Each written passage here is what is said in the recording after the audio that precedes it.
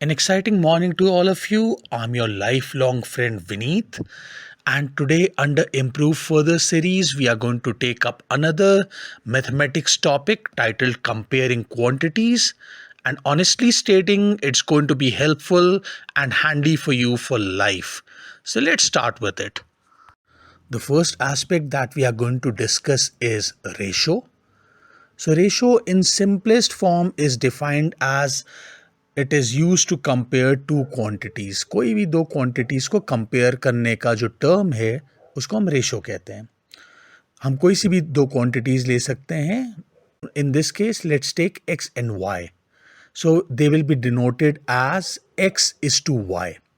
अब मैं इसमें आपको सिंपल सी एक चीज़ बोलना चाहूँगा. मान लीजिए आपने कहीं पे रेशो देखा 10:1. इसका मतलब है जो 10:1 में मान लीजिए जो 10 है वो x है और जो 1 है वो y है. सो दैट इज जो x है वो 10 टाइम्स बिगर है y के, राइट, और या ज़्यादा है y के. या अगर y को अगर x के बराबर आना है तो 10 टाइम्स उसमें उसको बढ़ाना होगा, इंक्रीज करना होगा, right. That's a डिनोशन, that's a comparison. अब अगर मान लीजिए आप एक चूहे को और एक हाथी को देखेंगे, आप कंपेयर कर सकते हैं कि हाँ, चूहा बहुत छोटा सा है, हाथी बहुत बड़ा है, it's huge. But in what terms और कितना बड़ा है वो जब तक हम नहीं निकालेंगे तब तक हम रेशो नहीं निकाल रहे हैं, तब तक प्रॉपर कंपैरिजन हम नहीं कर रहे हैं, right. Now coming to again back to ratio, इसमें दो कंडीशंस बहुत इंपॉर्टेंट होती हैं. The one is same kind.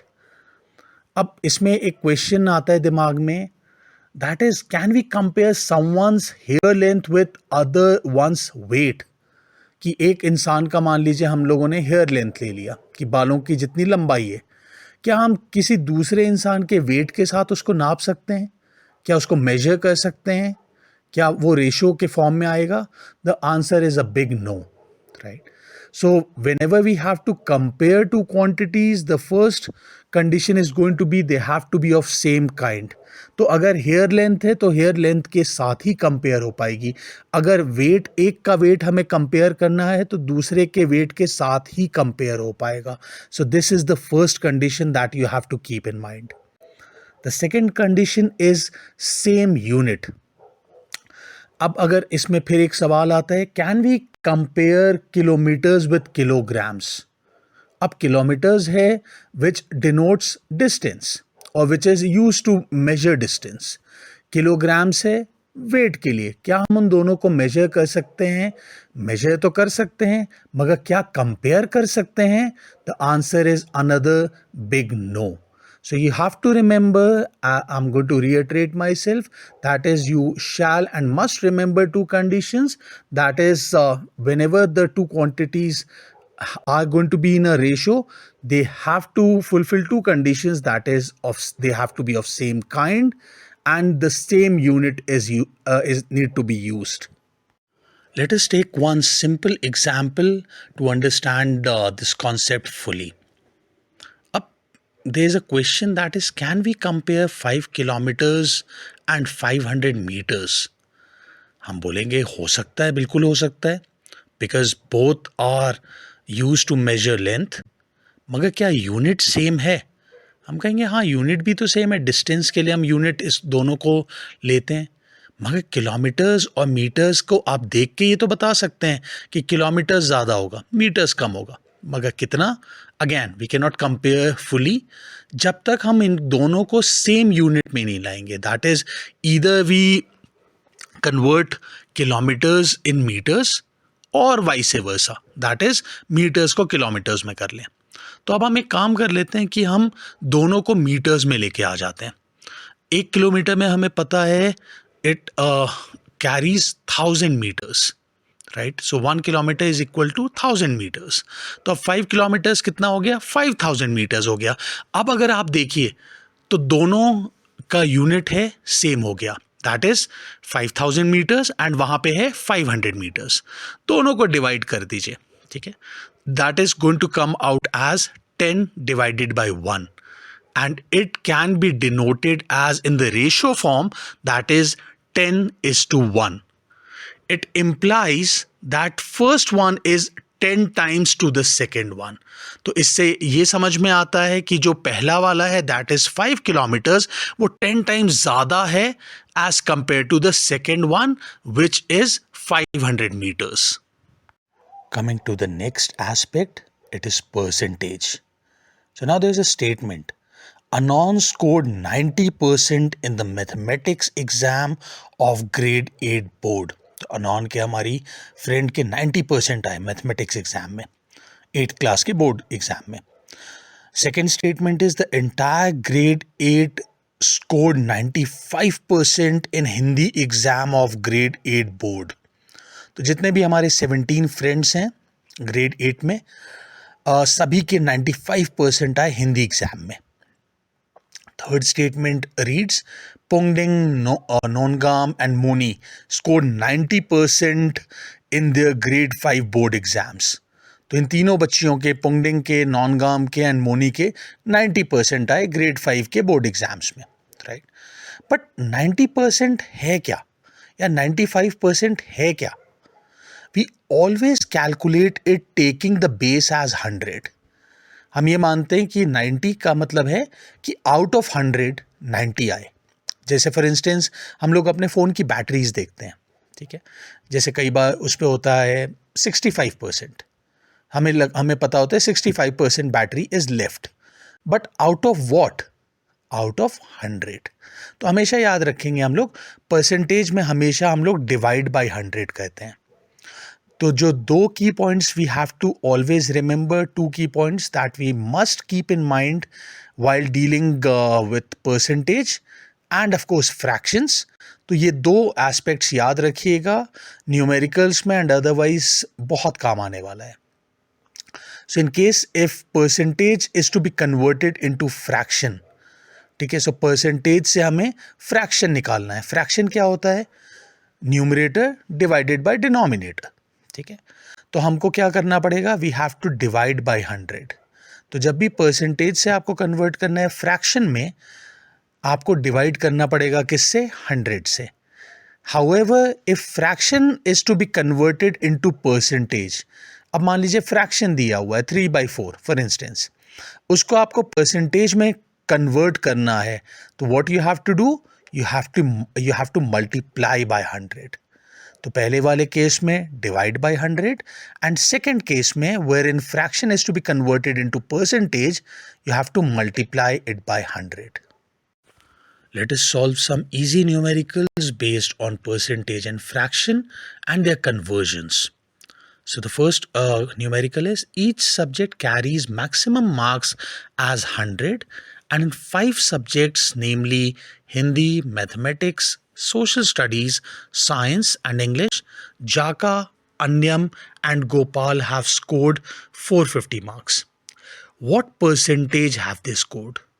तो अभी एक सवाल कह रहा है कि 5 सब्जेक्ट्स लिए हैं, that is Hindi, mathematics, social studies, science and English, और हर सब्जेक्ट का मैक्सिमम मार्क्स जो है, हर जो पेपर है 100 मार्क्स का है.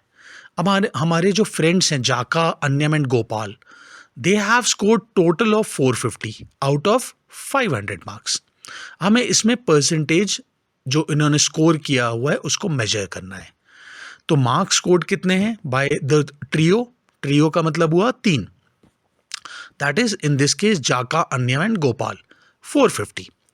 मैक्सिमम मार्क्स कितने हैं अगर पांचों पेपर्स मिला के देखें तो, और पांचों पेपर्स में मैक्सिमम मार्क्स 100 हो सकता है in each, that comes out to be 500. तो 450 divided by 500. Now this becomes a fraction, and when we have to convert fraction into percentage, we multiply it by 100. So 450 divided by 500 into 100 is going to be 90 and 90%. Now let us take another numerical under the heading percentage. Pigan and Longje have scored 92% in English. Express it in the form of fraction. अब पिगान और लॉन्गजे ने 92% score किया है English में, और हमें इसको fraction की फॉर्म में एक्सप्रेस करना है.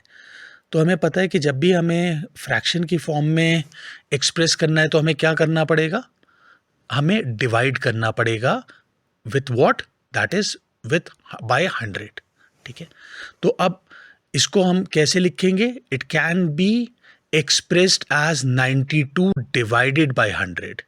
और अगर हम इसको फर्दर सॉल्व करते हैं और ज़्यादा ब्रेक डाउन करते हैं, it will come out to be 23 divided by 25। तो ये फ्रैक्शन फॉर्म में आ गया जिसमें न्यूमरेटर और डिनोमिनेटर है, right.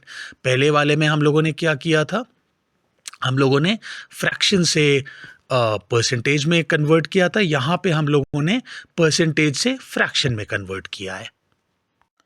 The next important topic is discount. So पहले हम डिस्काउंट से रिलेटेड कुछ टर्म्स समझ लेते हैं। First one is cost price, जिसको हम एब्रीविएटेड फॉर्म में सीपी कहते हैं। So it is the price at which a shopkeeper buys a product. जो शॉपकीपर है होलसेलर से या मैन्युफैक्चरर से जिस प्राइस पे वो प्रोडक्ट को खरीदता है अपनी शॉप में रखने के लिए, उसको हम हमेशा कॉस्ट प्राइस कहते हैं। सेकेंड इज मार्क प्राइस और MP, the price which shopkeeper marks और टैग्स ऑन अ प्रोडक्ट। तो मान लीजिए एक शॉपकीपर है, एक पर्टिकुलर प्रोडक्ट को वो खरीद के लाया 100 रुपीज़ में, ठीक है, एक होलसेलर से। अब उसने बोला भाई सिंपल बात है, चैरिटी तो करेगा नहीं, कुछ ना कुछ तो उसमें प्रॉफिट वो अर्न करेगा, so that I mean that's his livelihood, वो उसका सोर्स ऑफ इनकम है। तो उसने मार्क प्राइस लगा दिया, 100 रुपीज़ में खरीद के लाया और उसने मार्क प्राइस लगा दिया 150 या 160, right. Now coming to the next aspect और the next term, that is selling price, जिसको हम एसपी बोलते हैं। The price at which a shopkeeper sells a product. पहला था कॉस्ट प्राइस, जिसमें उसने खरीदा जिस प्राइस पे, मार्क प्राइस जो उसने टैग किया, एंड सेलिंग प्राइस जिस प्राइस पे उसने बेचा, किसको, कस्टमर या कंज्यूमर को, राइट। तो अब इसमें समझ लेते हैं डिस्काउंट होता क्या है। सो डिस्काउंट इज रिलैक्सेशन और rebate given on mark price. तो जो भी कोई भी हम रिबेट देते हैं, रिलैक्सेशन देते हैं, रिड्यूस कर देते हैं। मान लीजिए जैसे मैंने बोला कॉस्ट प्राइस 100 था जब वो प्रोडक्ट लेके आया, मार्क प्राइस उसने 150 कर दिया, और सेलिंग प्राइस के टाइम पे उसने डिस्काउंट मान लीजिए 30 रुपीज़ का दे दिया, तो उसने 120 में सेल कर दिया। तो डिस्काउंट कितना आ जाएगा, 30 आ जाएगा। So discount is calculated as mark price, that is MP, minus selling price, that is SP. Now let us solve a numerical quickly to understand discount and discount percentage. कोई भी numerical आपके सामने इस type का आएगा, आप फटाफट accurately solve कर लेंगे, right. So example is CP दिया हुआ है, that is cost price 100 rupees, mark price है that is rupees 150, and selling price दिया हुआ है रुपीज़ 120। तो सीपी मैं फिर से एक बार अपने आप को रिएटरेट कर रहा हूँ, that is the price at which a shopkeeper buys a product, खरीदता है जितने प्राइस पे, राइट। मार्क प्राइसेस जो वो प्राइस अपनी तरफ से अपनी शॉप पे लगाता है कि इस प्रोडक्ट का दाम इतना है, इस प्रोडक्ट का प्राइस इतना है, एंड सेलिंग प्राइस में जो वो एक्चुअल में जिस प्राइस पे वो बेचता है, ठीक है। तो डिस्काउंट हमें पता है that is mark price minus selling price आता है, ठीक है। सो अब इसमें इस पर्टिकुलर क्वेश्चन में हमें डिस्काउंट निकालना है। So discount the formula is mark price minus selling price. अब मार्क प्राइस कितना है, 150 है, बेचा कितने में उसने, 120 में, तो डिस्काउंट कितना आ गया, रुपीज़ 30। अब अगर हमें डिस्काउंट परसेंटेज निकालना है, so the formula is discount जो हमने निकाला है, so each time we have to first calculate discount in order to calculate or determine discount percentage। तो सबसे पहले हमें डिस्काउंट निकालना पड़ेगा हर केस में, उसी के बाद डिस्काउंट परसेंटेज आप निकाल पाएंगे। सो इसका फॉर्मूला होता है discount divided by mark price, that is MP, multiplied by 100। तो यहाँ पे डिस्काउंट कितना आया था, 30, मार्क प्राइस कितना है, 150 multiplied by 100, and that comes out to be 20%। So the discount percentage is 20%, और डिस्काउंट कितना था, rupees 30। I'm sure that the aspects that we have covered so far, that is ratio, percentage, discount, you would have understood them really well. I humbly request all of you to solve some numericals based on these aspects to have a better and clearer understanding. So कुछ numericals कीजिएगा based on ratio, percentage, discount, and you will have a better grip over it. So now the next aspect is sales tax, value added tax, and goods and service tax. अब हमारी government या जितनी भी governments हैं across the world, they have to have sources of income in order to carry out their functioning. भाई पैसा के बिना तो काम कैसे चलेगा, जब हमारा नहीं चलता है तो सरकार का कैसे चलेगा, right? Because they have to invest a lot at different fronts. ठीक है, तो ये जो 3 टाइप के टैक्सेस लिखे हुए हैं, these are the taxes imposed by the government on the sale of items. तो जब भी कोई आइटम बिकता है उसके ऊपर एक टैक्स लगा होता है. ठीक है, ये याद रखना है, these are indirect taxes, just for your information, right? So shopkeeper takes it from the customer and pays it to the government. अब भाई कोई भी आइटम सेल आउट कहाँ से होता है? एक शॉप से, राइट? एक रिटेलर की तरह शॉप से. अब शॉपकीपर क्या अपनी जेब से टैक्स देगा, right? The answer is a big no. Why would he और व्हाई वुड शी? तो वो क्या करता है, वो कस्टमर से चार्ज करता है, राइट? और किसको पे करता है? गवर्नमेंट को पे कर देता है. So selling price equals to marked price plus tax. तो जब वो सेलिंग प्राइस, मतलब जिस प्राइस पे वो सेल करता है, बेचता है किसी भी प्रोडक्ट को, तो उसमें 2 कंपोनेंट्स एडेड होते हैं, that is mark price MP plus tax. So अब मान लीजिए मार्क प्राइस शूज़ का, पेयर ऑफ शूज़ का 5,000 रुपीज़ है और उसके ऊपर टैक्स लगा 5%. तो 5,000 का 5% आ जाएगा 250 रुपीज़. अब इसमें अगर हमें सेलिंग प्राइस निकालना है तो हम क्या करेंगे? 5,000 plus 250 which will come out to be rupees 5,250. So what would be the amount to be paid by a customer, right? In case if he plans to or she plans to buy a pair of shoes, यही वाले, तो उसको actual में पे करना पड़ेगा rupees 5,250 instead of rupees 5,000. Coming to the last aspect, which reads compound interest. Simple interest आपने पढ़ा होगा कि एक पर्टिकुलर अमाउंट जो है, जो रेट ऑफ इंटरेस्ट के हिसाब से वो आता रहता है, राइट? बट कंपाउंड इंटरेस्ट में क्या होता है? इट्स ऑलवेज इंटरेस्ट के ऊपर इंटरेस्ट. दैट इज़ जो इंटरेस्ट का अमाउंट आता है हर साल, जो भी हमने ड्यूरेशन लिया है, वो प्रिंसिपल अमाउंट में ऐड होता जाता है, राइट? सो फॉर इंस्टेंस यहाँ पे हम लोगों ने देखा कि 1,000 रुपीज़ अमाउंट है, प्रिंसिपल अमाउंट है, उसके ऊपर रेट ऑफ इंटरेस्ट लगा 10%. तो इंटरेस्ट का अमाउंट कितना आ गया? 100. अब 100 जो होगा, जो अमाउंट है, वो प्रिंसिपल में ऐड हो जाएगा, that is it will become 1100. Next year जो लिया 1100 के ऊपर 10% का रेट ऑफ इंटरेस्ट लगा, कितना आ गया इंटरेस्ट अमाउंट? 110. अब अमाउंट कितना आ गया? 1210.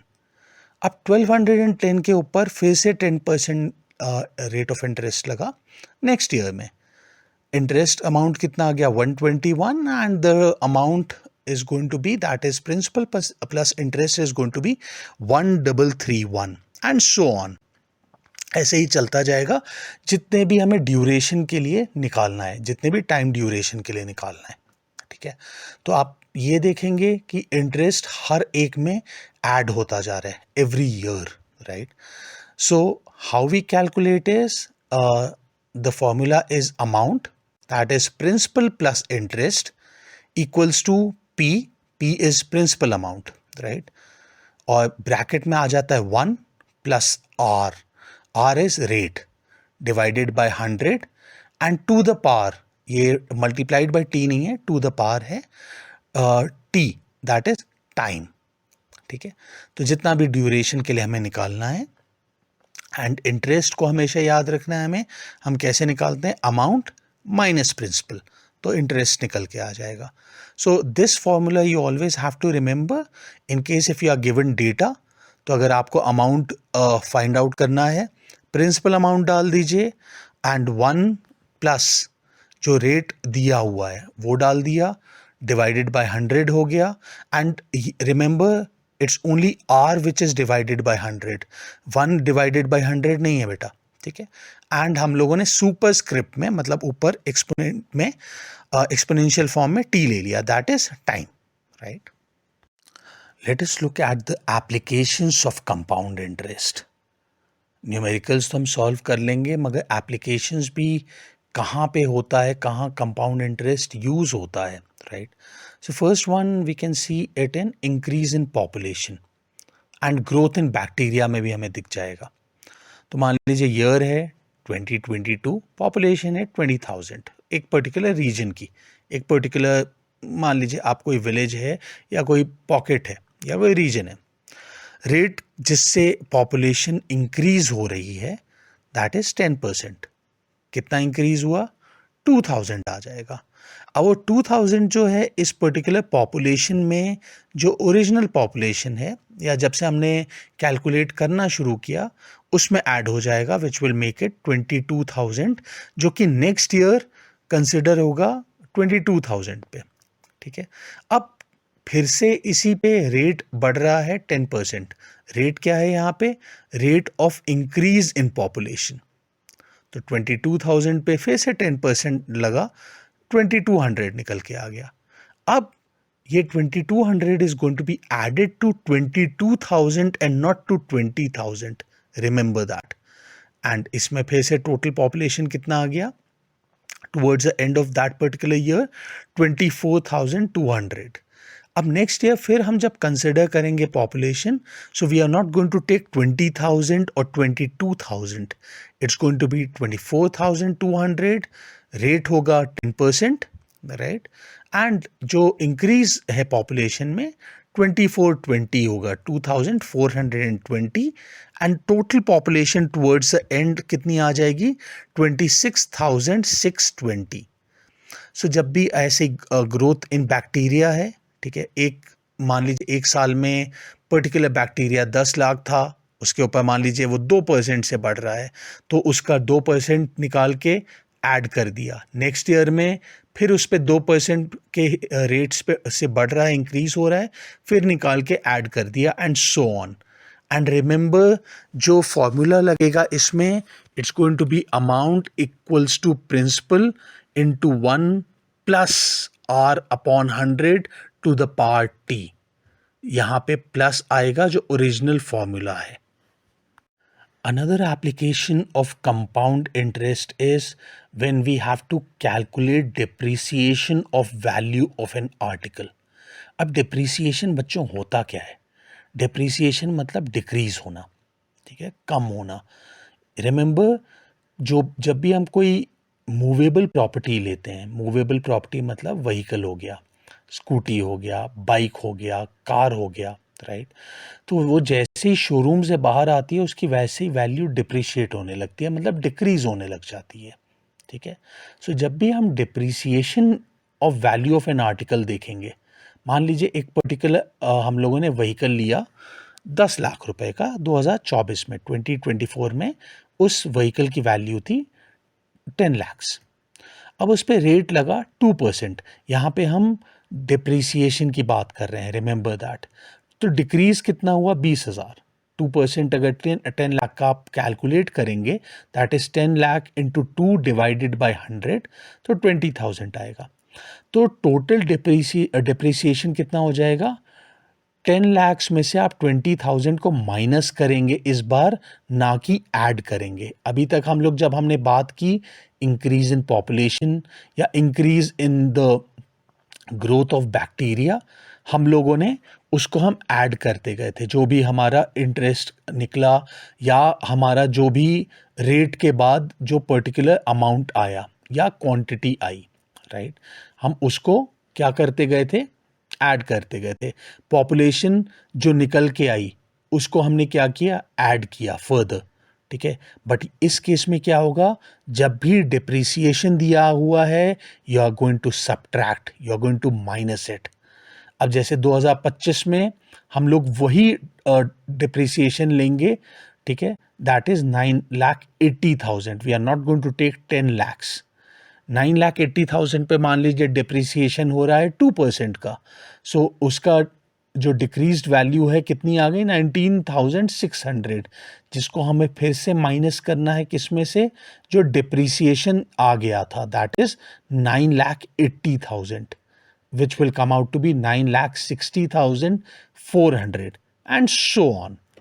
अब इस केस में अगर हमें अमाउंट निकालना है, so the formula is going to be amount equals to P multiplied by 1 minus R by 100 to the power T. In cases में हमेशा बच्चों माइनस आएगा इंस्टेड ऑफ प्लस। तो कभी भी इस टाइप का क्वेश्चन आए, और अभी आपके बोर्ड एग्जाम्स में ये क्वेश्चन आए, just read the question carefully and act accordingly or solve accordingly, and trust me, you will get the accurate answers. So this is the end of the revision, a quick revision of this chapter titled Comparing Quantities.